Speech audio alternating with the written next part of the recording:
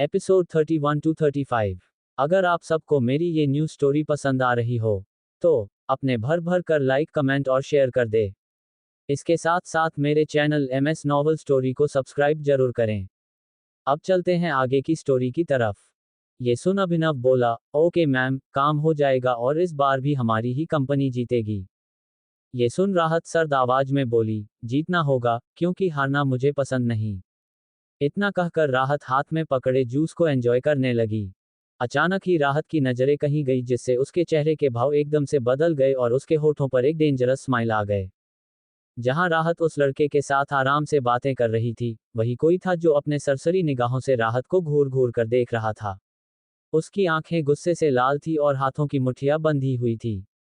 उस इंसान की हाथों और माथे की नसें उभर आई थी, और वह इंसान इस वक्त किसी खतरनाक डेविल की तरह लग रहा था, जिसे देखकर उसके आसपास के लोग भी डर से कांप उठे थे। राहत जो कि अभी उस लड़के से बात कर रही थी और जैसे ही वह ड्रिंक का ग्लास उठाकर पीने वाली थी कि अचानक उसकी नजरें ग्लास पर चली गई। गिलास में उस शख्स का चेहरा दिखाई दे रहा था जो गुस्से से राहत को घूर रहा था। वह शख्स कोई और नहीं, मोक्ष था। मोक्ष भी यहाँ पर अपने दोस्तों के साथ आया था। हालांकि उसका मन बिल्कुल भी नहीं यहाँ आने का, लेकिन सबके फोर्स करने पर वो यहाँ आ गए था। लेकिन उसके सारे दोस्त उसे जबरदस्ती यहाँ लेकर आए थे ताकि उसका मूड थोड़ा सही हो जाए। पर जैसे ही मोक्ष की नजरें सामने से आ रही राहत पर गईं, तो वह एक पल के लिए चौंक गया और फिर वह बड़े ही ध्यान से राहत को देखने लगा। राहत, जिसने इस वक्त ब्लैक कलर की शॉर्ट ड्रेस पहन रखी थी, उसने अपने लंबे बालों को खुला छोड़ रखा था। उसमें वह बहुत ही ज्यादा सेक्सी लग रही थी। मोक्ष तो उस पर से अपनी नजरें ही नहीं हटा पा रहा था। इसके साथ ही साथ उसे गुस्सा भी आ रहा था कि राहत इस तरह के कपड़े पहनकर यहाँ क्यों आए हैं, क्योंकि वहां मौजूद सभी लोगों की नजरें राहत पर जा रही थीं और यह बात मोक्ष को बर्दाश्त नहीं हो रही थी। पर तभी मोक्ष ने राहत को किसी लड़के से इस तरह से बातें करते देखा तो उसका गुस्सा और बढ़ गया। वहीं राहत जैसे ही अपने ड्रिंक के गिलास में मोक्ष के चेहरे को देखी तो उसके होठों पर तिरछी स्माइल आ गई। उसके खुराफाती दिमाग में कुछ आइडिया आया जिससे वह मोक्ष को बुरी तरह से तंग करना चाहती थी। वह बड़ी सी स्माइल के साथ बोली, तो मिस्टर रावत भी यहाँ आए हैं, तो क्यों ना थोड़ा एंजॉय किया जाए। एंजॉय तो मैं करूंगी, लेकिन झटके पर झटके इनको लगेंगे। ये कहते हुए राहत के होठों पर एक मिस्टीरियस स्माइल आ गई। वह जूस का ग्लास वहीं रखी और फिर उसने उसके सामने बैठे अभिनव के तरफ देखते हुए बोली, शैल वी डांस। ये सुन अभिनव हैरानी से अपनी नजरें इधर उधर कर देखने लगा, जैसे मानो सोच रहा हो कि उसकी मैडम किसी से डांस के लिए पूछ रही है। फिर वह चौंकते हुए बोला, क्या आपने मुझसे कहा है? राहत उसे घूरते हुए बोली, यहाँ कोई और दिख रहा है मुझे, अभिनव यशवंत।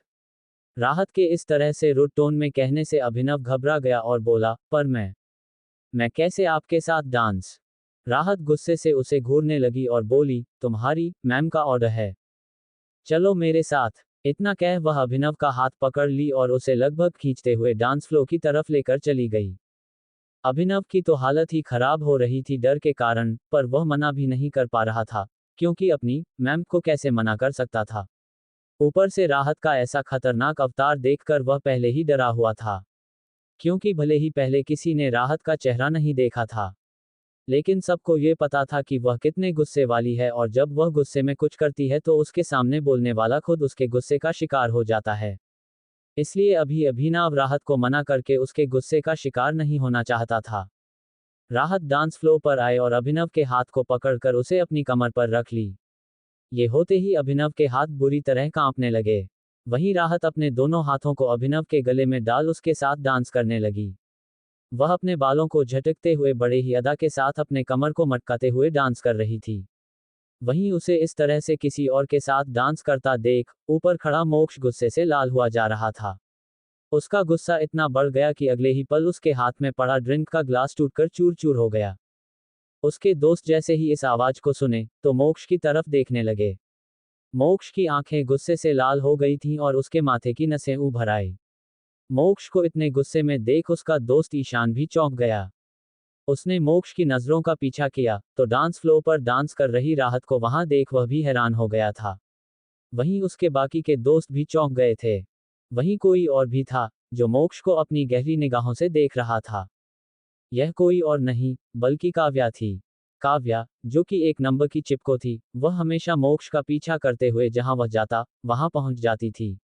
जैसे कि मोक्ष फेविकोल हो और काव्या उससे खींची चली आ रही हो चिपकने के लिए। आज भी उसे जैसे पता चला कि मोक्ष क्लब आया है, तो वह भी अपने दोस्तों के साथ क्लब आ गई। वह कब से मोक्ष को देखे जा रही थी, और जैसे ही वह मोक्ष के हाथ में टूटे हुए गिलास को देखी, तो घबरा गई। वह जल्दी से उसकी तरफ बढ़ी, पर मोक्ष तेज कदमों के साथ वहां से उठकर आगे बढ़ते हुए सीढ़ियां उतरने लगा था। ये देख काव्या जल्दी से उसके पास आए और बोली, मोक्ष, तुम कहाँ जा रहे हो? काव्या को वहां देख मोक्ष अपनी आंखें छोटी कर उसे घूरने लगा। अगले पल काव्या थोड़ा घबरा गई और बोली, नहीं, मैं इसलिए पूछ रही थी कि तुम तो अभी आए थे ना, तो इतनी जल्दी कहाँ जा रहे हो? मोक्ष उसे इग्नोर कर नीचे उतरा और राहत की तरफ बढ़ने लगा कि तभी काव्या उसके पास आए, उसका हाथ पकड़कर बोली, मोक्ष, क्या तुम डांस फ्लोर पर जा रहे हो? क्या मैं तुम्हारी पार्टनर बन सकती हूँ? मोक्ष ने जैसे ही काव्या की बात सुना, तो कुछ सोच वह रुक गया और उसके दिमाग में अचानक ही कुछ चलने लगा। न जाने उसे क्या सूझा, वह काव्या का हाथ पकड़ लिया और उसे खींचते हुए डांस फ्लोर पर लेकर चला गया। काव्या जैसे ही मोक्ष को ऐसे अपना हाथ पकड़ते देखी, तो उसकी तो खुशी का कोई ठिकाना नहीं रहा। उसके तो मन में लड्डू फूटने लगे। 2 रुपए वाले, इससे ज्यादा की काव्या की औकात नहीं है मुझे लगता है। तभी काव्या की नजर राहत पर गई, तो वह चौंक गई। वह हैरानी से राहत को देख रही थी। वह भी राहत को किसी लड़के के साथ इस तरह से चिपक चिपक कर डांस करते देखी, तो वह बुरी तरह से हैरान हो गई थी। पर तब वह सोची कि क्यों ना आज राहत को जलाया जाए। यह अच्छा मौका है। वह मुझे मोक्ष के साथ देखेगी, तो बुरी तरह से टूट जाएगी और बहुत जलेगी। काव्या ये बात अच्छे से जानती थी कि राहत मोक्ष को बहुत प्यार करती है। पर अब उसे नहीं पता था कि यह जो लड़की है, वह पुरानी राहत नहीं है। ये तो नई राहत है, जिसके अंदर मिस्टी की आत्मा है। और मिस्टी मोक्ष के लिए बिल्कुल भी पागल नहीं है। उससे तो सिर्फ अपने दुश्मनों से बदला लेना है। उसके दिल में प्यार मोहब्बत इन सब के लिए अब कोई जगह नहीं। मोक्ष काव्य को अपने साथ लाया और उसने भी राहत को दिखाने के लिए काव्या के कमर पर हाथ डाला और उसके हाथ को अपने कंधे पर रख दिया और फुल मस्ती के साथ डांस करने लगा। पर डांस करते समय भी उसकी नजरें बस राहत पर ही थीं। उसकी गुस्से भरी निगाहें राहत की कमर पर थीं, जहां पर अभिनव के हाथ थे। वह इस तरह से घूर कर अभिनव के हाथों को जैसे मानो आंखों से ही उसके हाथों को जलाकर राख कर देगा। मोक्ष की जलन सच में बिल्कुल कातिलाना थी। राहत ने भी मोक्ष को काव्या के साथ डांस फ्लोर पर डांस करते हुए देख लिया था, पर वह इस तरह से बिहेव कर रही थी जैसे मानो उसने उन्हें देखा ही ना हो। वह अभी भी अपने बालों को झटकते हुए और कमर को मटकाते हुए फुल एंजॉय कर रही थी। बेचारा अभिनव तो डर के कारण बुरी तरह कांप रहा था। उसके चेहरे पर पसीना आ गया था। उसके हाथ जो राहत की कमर पर थे, बार बार फिसल रहे थे। उसकी हालत बुरी तरह खराब हो गई थी। राहत ने जब ये देखा कि अभिनव उसके साथ डांस को एंजॉय नहीं कर रहा है, बल्कि उससे डर रहा है, तो उसने उसके कॉलर को कसकर पकड़ते हुए कहा, चुपचाप से ढंग से डांस करो वरना तुम जानते हो कि मैं तुम्हारे साथ क्या करूंगी। अभिनव ये सुनकर अपने थूक निगलते हुए रोने जैसा चेहरा बना लिया और बोला, मैम, प्लीज, क्या अब हम डांस करना बंद करें? मैं थक गया हूं। उसके इतना कहते ही राहत उसे बुरी तरह से घूर कर देखी और अपने मन में बोली, कैसा मर्द है ये, डरपोक कहीं का। वह अभिनव को देखते हुए दांत पीसते हुए बोली, कैसे आदमी हो यार तुम, जरा सा भी मर्दानगी नहीं है तुम्हारे अंदर। जब एक खूबसूरत लड़की खुद तुम्हें ऑफर दे रही है और तुम्हारी फट रही है। ये सुन अभिनव कांपते हुए आवाज में बोला, नहीं मैडम, कोई लड़की ऑफर दे तब ना। आप तो डेविल हो। ये सुन राहत तिरछी नजरों से उसे घूरते हुए देखती है, जिस पर अभिनव डरते हुए बोला, sorry ma'am. Dot dot sorry. राहत उसे घूरते हुए बोली, बकवास बंद करो, चुपचाप मेरे साथ डांस करो। इस बार थोड़ा अच्छे से नजाकत से, क्योंकि जब तक तुम डांस को एंजॉय नहीं करोगे, ना तुम्हें डांस करने में मजा नहीं आएगा, तो मेरे साथ डांस को एंजॉय करो। देखो, अगर तुम मुझे अपनी मैम समझकर डांस कर रहे हो तो तुम्हें डर लग सकता है, लेकिन मैं तुम्हें एक ऑप्शन दूं। तुम ये सोचो कि मैं तुम्हारी गर्लफ्रेंड हूं और तुम मेरे साथ क्लब एंजॉय करने के लिए आए हो, तो अब इस डांस को अभी एंजॉय करो, अब तुम्हें कोई प्रॉब्लम नहीं होनी चाहिए। अभिनव राहत की बातें सुनकर यह सोचने लगा कि अगर उसकी गर्लफ्रेंड इतनी खतरनाक होगी, तो क्या वह अपनी गर्लफ्रेंड इतनी खतरनाक लड़की को बनाएगा? बिल्कुल भी नहीं, क्योंकि उसे अपनी जिंदगी प्यारी थी। इतनी खतरनाक लड़की को गर्लफ्रेंड बनाकर वह मरना थोड़ी चाहेगा। वहीं मोक्ष काव्या के साथ डांस करते हुए पूरे टाइम बस राहत और अभिनव को घूर रहा था, जिस कारण काव्या को बहुत गुस्सा आ रहा था। और एकदम से काव्या के पैर लड़खड़ा गए और वह लड़खड़ाकर नीचे गिर गई। काव्या के गिरते ही सभी की नजरें उस पर चली गईं। काव्या नीचे गिरी और उसके मुंह से एक दर्द भरी चीख निकल गई। वह रोते हुए मोक्ष की तरफ देखी, पर मोक्ष उसे इग्नोर कर गुस्से से डांस फ्लोर से नीचे उतर गया। मोक्ष के ऐसे जाने से काव्या को बहुत गुस्सा आया। वहीं राहत यह सब देख मुस्कुरा रही थी और फिर अपने बालों को झटकते हुए बोली, चलो आज का तमाशा पूरा हुआ, अब हमें चलना चाहिए। इतना कहकर वह अभिनव के साथ मुस्कुराते हुए बड़े ही अदा के साथ चलते हुए बाहर की तरफ चली गई। मोक्ष जैसे ही राहत को बाहर जाते देखा तो वह भी तेजी से वहां से जाने लगा, पर तभी उसके दोस्त उसके पास आए और उसे देखते हुए बोले, मोक्ष क्या हुआ, तू ठीक तो है ना, तू ऐसे कहाँ जा रहा है। मोक्ष ने गुस्से से अपने हाथों की मुट्ठी बनाई और उन सब की तरफ एक नजर डालते हुए बोला, मुझे कुछ काम याद आ गया है, तुम सभी एंजॉय करो। इतना कहकर वह तेजी से क्लब से बाहर निकल गया। पर जब तक वह बाहर आया, तब तक राहत वहां से जा चुकी थी। ये देखकर वह गुस्से से अपने दांत पीसते हुए बोला, दिस इज नॉट फेयर राहत सहगल। आज जो हुआ उसका हिसाब तुम्हें देना होगा। तुम इस तरह से किसी और के करीब नहीं जा सकती। देखो, अब मैं क्या करता हूँ। Wait and watch. ये कहते हुए मोक्ष की आंखों में एक अलग ही भाव थे और होठों पर खतरनाक स्माइल। करीब आधे घंटे बाद राहत अपने घर पहुंची। वह आज बहुत खुश थी। वह गुनगुनाते हुए घर के अंदर गई। तभी उसे खाने की बड़ी ही अच्छी खुशबू आई, जिससे वह खुशी से उछलते हुए बोली, वाव, आलू के पराठे और रसगुल्ला। राहत की आंखों में इस वक्त एक अलग ही चमक थी। वह तेजी से अंदर आई तो डाइनिंग टेबल पर उसकी बहन डिनर लगा रही थी। वह भी इस वक्त गुनगुना रही थी क्योंकि आज उसने भी सहगल मेंशन में कार्तिक को अच्छा सबक सिखाया था। इसके साथ ही साथ उसने रावत फैमिली को भी मुंहतोड़ जवाब दिया था। निकिता का भी प्लान फेल कर चुकी थी, इसलिए आज वह बहुत खुश थी। राहत अपनी दी को इतना खुश देखी तो एकदम से उसके पास गई और उनके गले लगकर बोली, वाव दीदू, आपने ये सब बनाया है। मनिका उसके गालों को छूते हुए बोली, हाँ छोटी, मैंने ये सब कुछ बनाया है, स्पेशली तुम्हारे लिए। तुम्हें जरूर पसंद आएगा। राहत तुरंत मनिका के गाल पर किस करते हुए बोली, ऑफ कोर्स दीदू, आप कुछ बनाओ और मुझे पसंद ना आए। और वैसे भी आपको तो पता है ना कि मुझे रसगुल्ले कितने ज्यादा पसंद हैं। मनिका बोली, जा तब जल्दी से फ्रेश होकर आ, फिर हम सब साथ में डिनर करेंगे। राहत तुरंत ही मुस्कुराते हुए अपने रूम में चली गई और थोड़ी ही देर में फ्रेश होकर नीचे आई। सभी बैठकर डिनर करने लगे। मनिका, राहत और उनकी मासी तीनों ही बैठकर डिनर कर रहे थे।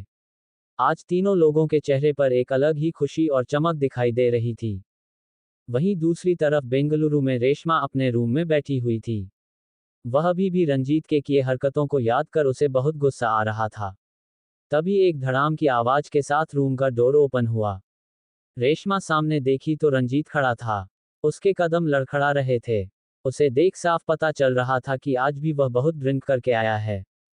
ये देखकर रेशमा का गुस्सा और बढ़ गया। वह गुस्से से उठी और रंजीत के पास जाकर बोली, तुम पागल हो गए हो क्या जो हर रोज इस तरह से अय्याशियां करके आ रहे हो। तुम क्या सोच रहे हो कि इस तरह से तुम पैसे उड़ाओगे और मैं कुछ नहीं बोलूंगी। इतना कहते ही वह जैसे ही रंजीत को मारने के लिए अपने हाथ उठाए, तभी रंजीत उसका हाथ पकड़ मोड़ते हुए बोला, चुप कर। तेरी इतनी हिम्मत कि तू मुझ पर हाथ उठाएगी। रेशमा, तेरी 2 कौड़ी की औकात है और तू मुझ पर हाथ उठाने चली है। बहुत अकड़ आ गई है तेरे अंदर। इसे खत्म करना मुझे अच्छे से आता है। अब देख, मैं तेरे साथ क्या करता हूँ। रेशमा खुद को रंजीत की पकड़ से छुड़ा रही थी, लेकिन रंजीत उसे मजबूती से पकड़े हुए था और तुरंत ही उसे बेड पर धक्का दे दिया। ये देख रेशमा घबरा गई। कहीं ना कहीं वह समझ चुकी थी कि अब रंजीत उसके साथ क्या करने वाला है। अगले ही पल रंजीत अपने कपड़े निकालने लगा। रंजीत को ऐसा करते देखकर रेशमा को बहुत तेज गुस्सा आया। वह गुस्से से बोली, देखो रंजीत, तुम आज मेरे साथ कुछ भी नहीं करोगे, समझ में आई बात। अगर तुम मेरे करीब आए ना, तो देखना, मैं तुम्हें छोड़ूंगी नहीं। रंजीत जैसे ही यह सुना, वह गुस्से से आग बबूला हो उठा। वह अपने पैंट में से बेल्ट निकाला और उसे अपने हाथों पर मोड़ते हुए बोला, बहुत जुबान चल रही है ना तेरी। आज मैं तेरी जुबान बंद करके रहूंगा। इतना कहते ही वह रेशमा को बेल्ट से मारने लगा। रेशमा चीख रही थी, लेकिन रंजीत को कोई असर नहीं हुआ। कुछ देर में रेशमा की चीखें बंद हो गईं। रंजीत ने बेल्ट एक साइड फेंका और फिर तुरंत उसके ऊपर आ गया। रेशमा खुद को छुड़ाने की नाकाम कोशिश करती रही, लेकिन रंजीत की हैवानियत उस पर छा गई थी। वह आज फिर से एक भूखा हैवान बन गया था और रेशमा के साथ दरिंदगी करने लगा था। थोड़ी देर में रेशमा की चीखों की आवाज पूरे रूम में गूंज रही थी। रात के करीब 2 बजे रंजीत थक कर सो गया था और रेशमा बेड पर बेजान सी पड़ी हुई थी। उसकी आंखों में आंसू नहीं, बल्कि गुस्सा था।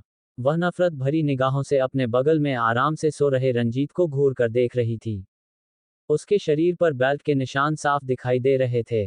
तभी उसका फोन बजने लगा। फोन की रिंग की आवाज सुनकर रेशमा ने अपने एक हाथ को आगे बढ़ाया और पास में रखे टेबल पर से अपना फोन उठा लिया। फिर उस पर फ्लैश हो रहे नंबर को देख रेशमा ने एक नज़र रंजीत की तरफ डाली और कॉल पिक करते हुए बोली, हाँ बोलो, क्या बात है। दूसरी तरफ से किसी ने कुछ कहा, जिसे सुनकर रेशमा बोली, ठीक है, मैं अभी आती हूँ। इतना कहकर रेशमा ने कॉल काट दिया और फिर किसी तरह हिम्मत करके बेड से उठी। वह अपने कपड़े पहनी और अपने बालों को ठीक कर एक बार गुस्से भरी नजरों से बेड पर सो रहे रंजीत की तरफ देखी और फिर अपने लड़खड़ाते हुए कदमों के साथ रूम से बाहर निकल गई। कुछ ही देर में रेशमा घर के बैकयार्ड की तरफ गई, जहां पर एक शख्स खड़ा था जिसकी पीठ रेशमा की तरफ थी। रेशमा वहां पहुंची और उस शख्स को देखते हुए बोली, क्या बात है, तुम यहाँ क्यों आए हो। ये सुन वह शख्स रेशमा की तरफ मुड़ा और उसकी तरफ देखते हुए बोला, तुमने ही तो कहा था कि तुम्हें कुछ जरूरी बात करनी है। रेशमा ये सुनकर बोली, हाँ, मुझे याद आया। मैं अब नहीं चाहती कि रंजीत जिंदा रहे, क्योंकि अब मुझे उसकी कोई जरूरत नहीं है। वह अब मेरे किसी काम का नहीं। अभी तक वह मेरा सिर्फ एक मोहरा था, पर अब वह मेरा राजा बनने की कोशिश कर रहा है। ये गेम मैंने खेला है, तो इसको जीतूंगी भी मैं। अब उसे जीने का कोई हक नहीं। उसे मार दो, हमें अब उसकी कोई जरूरत नहीं है। रेशमा की हालत देखकर और उसकी बातों को सुनकर वह आदमी तंज भरी मुस्कुराहट के साथ बोला, लगता है आजकल कुछ ज्यादा ही इंजॉय कर रही हो। ये सुनते ही रेशमा की आंखों में गुस्सा उतर आया। वह गुस्से से घूर कर उस इंसान की तरफ देखी और दांत पीसते हुए बोली, बकवास बंद करो। मैं अब रंजीत को और नहीं झेल सकती। तुम ये काम जल्द से जल्द करो।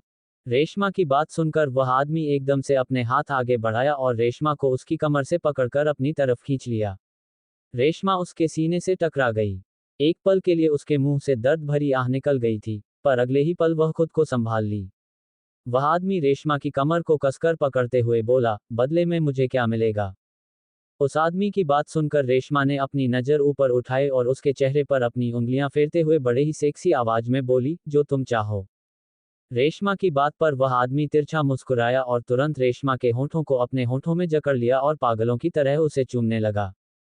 मोक्ष अपनी कार को स्पीड में रोड पर दौड़ा रहा था। उसकी आंखों में इस वक्त बेइंतहा गुस्सा था। उसकी आंखें गुस्से से लाल हो गई थीं और हाथों से अभी भी खून निकल रहा था।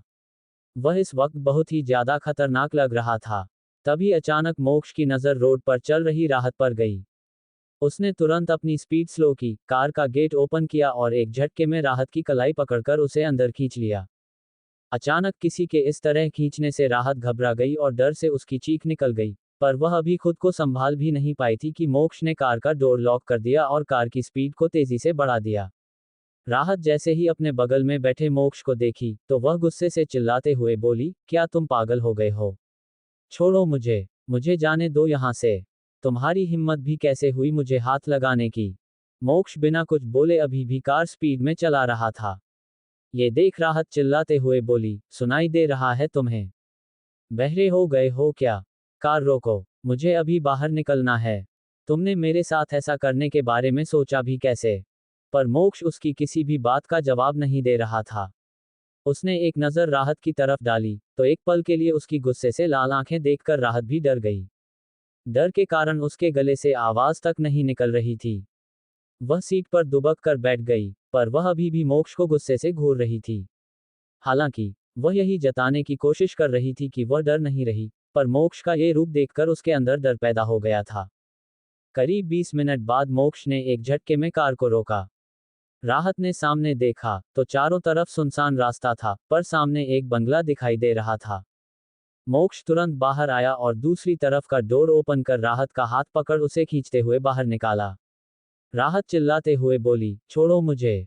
ये कहाँ लेकर आए हो तुम मुझे। मैंने कहा छोड़ो। तुम ऐसा क्यों कर रहे हो। क्या तुम पागल हो गए हो। लग रहा है तुम्हारा दिमाग खराब हो गया है।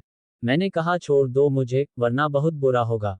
पर मोक्ष उसकी बातों को अनसुना कर उसे खींचते हुए बंगले के अंदर ले गया। राहत छटपटा रही थी। ये देखकर मोक्ष एकदम से उसकी तरफ बढ़ा और एक झटके में उसे अपने कंधे पर उठाकर टांग लिया।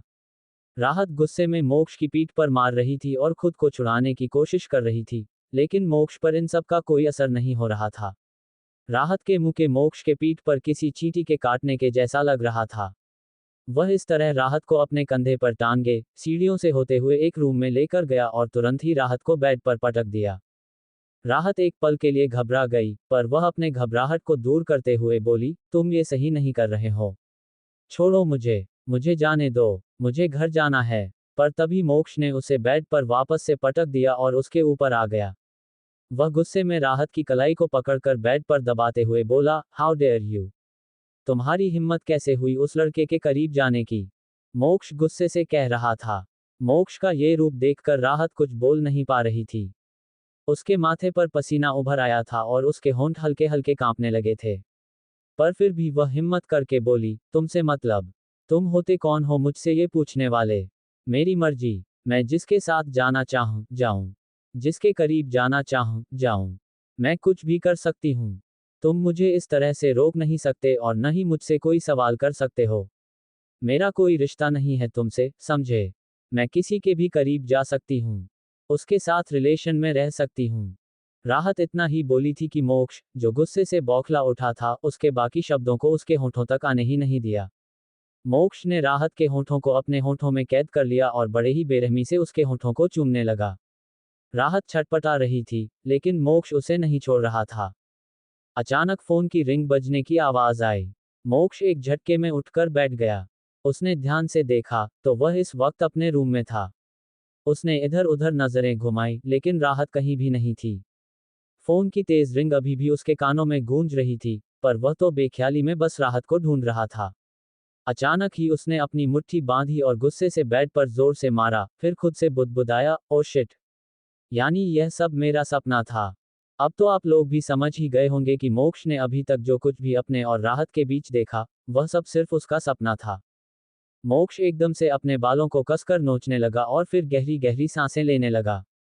अचानक कुछ सोचते हुए मोक्ष के होठों पर एक मिस्टीरियस स्माइल आ गई। वह ड्रॉअर ओपन किया, उसमें से सिगरेट निकाली, उसे लेकर बालकनी की तरफ बढ़ गया। बालकनी में खड़े होकर उसने सिगरेट जलाए और उसके लंबे लंबे कश लेने लगा। उसकी गहरी निगाहें दूर तक फैले अंधेरे को घूर घूर कर देख रही थीं। मोक्ष को देखकर ऐसा लग रहा था जैसे वह किसी गहरी सोच में डूबा हुआ हो। अगली सुबह राहत रोज की तरह आराम से सो रही थी। मनिका उसके रूम में आए और उसे जगाया, तब जाकर राहत की नींद खुली। वह मुंह बनाते हुए उठी और फ्रेश होने चली गई। थोड़ी देर में फ्रेश होकर रेडी हुई और ब्रेकफास्ट के लिए नीचे आ गई। कुछ ही देर में राहत और मनिका दोनों ने ब्रेकफास्ट किया और कॉलेज के लिए निकल गईं। मनिका राहत को कॉलेज के पास छोड़कर खुद भी अपनी स्कूटी खड़ी कर कॉलेज की तरफ बढ़ गई। राहत मस्ती में चलते हुए आगे की तरफ जा रही थी, तभी उसे ईशानी मिली। ईशानी को देखते ही राहत तुरंत उसके गले लग गई और बोली, ईशु बच्चे, कहाँ थी तू? कल कहाँ चली गई थी? मैं कब से तुझे ढूंढ रही थी। कल अचानक से तू गायब हो गई, ऐसा भी क्या काम आ गया था, मैडम, जो तू बिना बताए चली गई? ईशानी जैसे ही राहत की बातें सुनी, तो उसे कल की बातें याद आने लगीं। ईशान का राहत को अपनी मोहब्बत कहना, उसे अपने प्यार का इजहार करने वाली प्लानिंग, ये सब याद आते ही ईशानी की आंखें हल्की सी नम हो गईं और वह थोड़ी उदास हो गई। ये देखकर राहत बोली, क्या हुआ, मैडम? तू ऐसे उदास क्यों हो गई? कोई बात है क्या? बता मुझे। ईशानी तुरंत बोली, नहीं यार, कुछ भी नहीं है। वो सब छोड़, तू बता, आज बहुत खुश लग रही है। राहत सुनकर बोली, अरे नहीं, मैं तो हमेशा खुश रहती हूँ। चल, क्लास में चलते हैं। दोनों इसी तरह बात करते हुए क्लासरूम की तरफ बढ़ गईं। वहीं दूर खड़ा मोक्ष राहत को ही देख रहा था। आज राहत ने पिंक कलर का टॉप और ब्लैक कलर की जीन्स पहन रखी थी, जिसमें वह बहुत ही प्यारी लग रही थी। मोक्ष अपनी जुनूनी नजरों से राहत को देख रहा था कि अचानक उसकी आंखों में गुस्सा उतर आया, क्योंकि राहत इस वक्त अमित और मान से हंस हंस कर बातें कर रही थी और उनके गले लग रही थी। ये सब देखकर मोक्ष की आंखें जलने लगी थीं। तभी वहां ईशान आया और मोक्ष की आंखों में गुस्सा देखा। वह एक पल के लिए चौंक गया, पर अगले ही पल उसकी नजरों का पीछा करते हुए सब समझ गया। वह मोक्ष के कंधे पर हाथ रखकर कुछ बोलने वाला था कि मोक्ष ने उसे झटकते हुए गुस्से में वहां से चला गया। मोक्ष को ऐसे देखकर ईशान धीरे से बड़बड़ाया, यह मजनू तो कुछ नहीं बोलेगा। ऐसा ही रहा तो हम लोगों की ही बैंड बजेगी। कुछ करना होगा मुझे, बहुत हो गया। अब कुछ बड़ा करना होगा, कुछ ऐसा जिससे इसकी लैला इसके पास आ जाए। ईशान बेटा, कुछ खतरनाक सोच। ये कहते हुए ईशान किसी गहरी सोच में डूब गया, फिर कुछ सोचते हुए उसके होठों पर बड़ी सी स्माइल आ गई। वह इस स्माइल के साथ अपने कंधे को थपथपाते हुए बोला, वाह ईशान, क्या बात है, तूने क्या आइडिया लगाया है। मेरे इस आइडिया से तो पक्का मोक्ष और राहत मिलकर ही रहेंगे। मजनू के पास खुद लैला भाग भाग कर आएगी और सीधे उसके सीने से लग जाएगी। राहत अपने दोस्तों के साथ क्लासरूम में गई और बैठकर लेक्चर अटेंड करने लगी। देखते ही देखते उनका लेक्चर खत्म हो गया। 2 लेक्चर खत्म होने के बाद वे सब कैंटीन की तरफ जाने लगे। तभी राहत ईशानी की तरफ देखते हुए बोली, यार, मुझे कुछ सामान लेना था, चल ना, बाहर से चलते हैं, सामान लेकर आते हैं। अभी तो हमारा फ्री पीरियड है ना। ईशानी यह सुनकर बोली, अच्छा, रुक, मैं अभी वॉशरूम से होकर आती हूँ। तभी राहत बोली, मैं बाहर जा रही हूँ, तब तक तू भी आ जाना।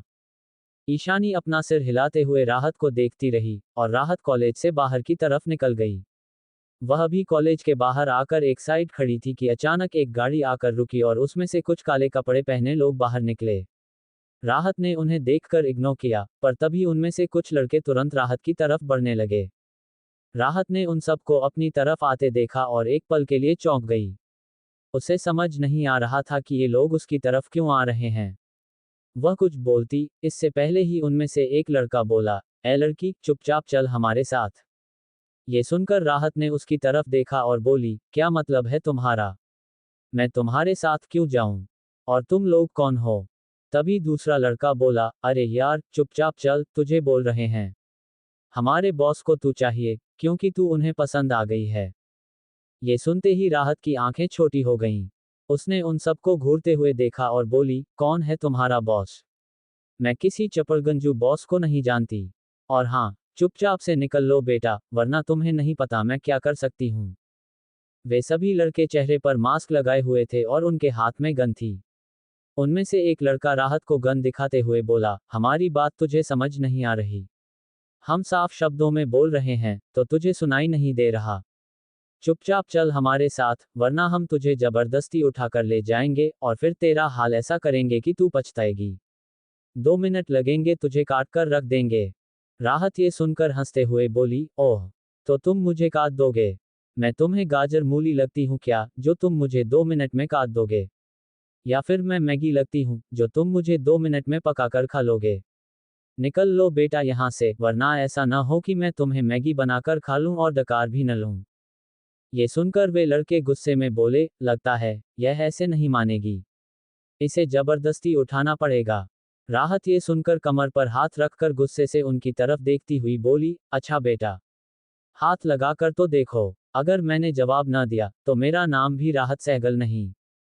राहत की बात को इग्नोर कर वह लड़के राहत की तरफ बढ़े और जैसे ही एक लड़का राहत को हाथ लगाने वाला था, अगले ही पल उसकी चीख निकल गई, क्योंकि राहत ने एकदम से उसके हाथ को पकड़कर बुरी तरह से मोड़ दिया था, जिससे उसकी दर्दनाक चीख निकल गई। उसकी चीख सुनकर बाकी के लड़के एक पल के लिए डर गए और अगले ही पल कुछ सोचते हुए सभी एक साथ राहत की तरफ अटैक कर दिए। इस पर राहत बोली, अच्छा बेटा, तुम सब मुझे हल्के में ले रहे हो। अब देखो, मैं तुम सबका क्या हाल करती हूँ। इतना कहकर वह किसी को हाथ से तो किसी को पैर से बुरी तरह पीटने लगी। उसका ये रूप बिल्कुल अलग था। वह सभी लड़के सोच भी नहीं सकते थे कि पतली दुबली, नाजुक सी दिखने वाली लड़की इतनी खतरनाक भी हो सकती है। कुछ ही देर में राहत ने उन सबको अच्छे से धूल चटा दी थी। वे सभी जमीन पर बेहोश पड़े हुए थे और उनके हाथ पैर बुरी तरह से चोटिल हो गए थे। उन सभी लड़कों को बुरी तरह से पीटने के बाद राहत पूरे एटीट्यूड के साथ कमर पर हाथ रखे खड़ी थी। वह अपने बालों को झटकते हुए बोली, हाँ तो क्या बोल रहे थे तुम सब? मुझे मारोगे? 2 मिनट में खत्म करने वाले थे ना? मुझे उठाकर अपने बॉस के पास ले जाने वाले थे। चलो, अब ले जाओ मुझे, मैं भी तो देखूं, अब तुम में ताकत बची है या नहीं। उठो, इस तरह से पड़े क्यों हो तुम सब? अब क्या हुआ? फिर उसने अपने पैर से एक लड़के के पैर पर ठोकर मारी, जिससे वह लड़का एक बार फिर से चीख पड़ा, लेकिन राहत को उन सबके दर्द से कोई फर्क नहीं पड़ा। जहां राहत जमीन पर पड़े, दर्द से तड़प रहे उन सभी लड़कों को घूर रही थी, वहीं कोई था जो वहां से थोड़ा दूर खड़ा हैरानी से ये सब देख रहा था। उसे तो यकीन ही नहीं हो रहा था कि राहत जैसी मासूम, पतली दुबली सी लड़की इस तरह से किसी को धूल चटा सकती है। वह आंखें फाड़े और मुंह खोले बस राहत की तरफ देखे जा रहा था। आखिर कौन है ये शख्स जो राहत का ये रूप देखकर हैरान रह गया? राहत का ये रूप आप सभी को कैसा लगा? आखिर क्या प्लान बनाया है ईशान ने? क्या उसका प्लान कामयाब हो पाएगा? वहीं मोक्ष के दिमाग में भी क्या चल रहा है, वह क्या करने वाला है? क्या वो कुछ बड़ा करेगा या फिर उसकी प्लानिंग फेल हो जाएगी? जानने के लिए सुनते रहें इस स्टोरी को। आप सभी को मेरी ये स्टोरी कैसी लग रही है कमेंट करके जरूर बताएं।